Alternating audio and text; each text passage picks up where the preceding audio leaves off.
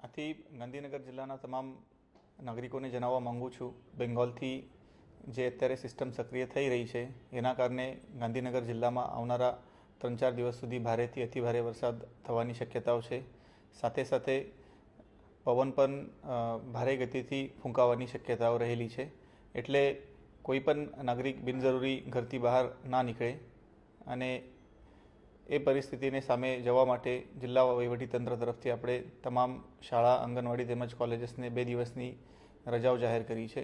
સાથે સાથે આપણા જે પશુપાલકો છે એમને કહેવા માંગુ છું કે જ્યારે વરસાદનો જોર વધે અને આપણને લાગે કે હવે પાણી ભરાવાની શક્યતાઓ છે તો આવા કેસમાં પશુઓને બાંધીને રાખતા નથી, પશુઓને ખુલ્લા મૂકવામાં આવે જેનાથી એમનો આપણે જીવ બચાવી શકાય.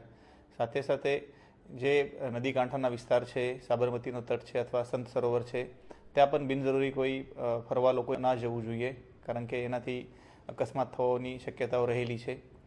આ સમગ્ર પરિસ્થિતિને ટાળવા માટે જિલ્લા વહીવટીતંત્ર તરફથી આપણે દરેક જગ્યા ઉપર જરૂરી સાધનો તેમજ NDRF, SDRFની ટીમોની પણ વ્યવસ્થા કરેલી છે અને ડીવોટરિંગ પમ્પ્સ, ફાઇટર પમ્પ્સ, આ દરેક વ્યવસ્થા આપણે ત્યાં રાખેલી છે. તો તમામને ફરી એક વખત વિનંતી કરું છું કે આવનારા આ 3-4 દિવસમાં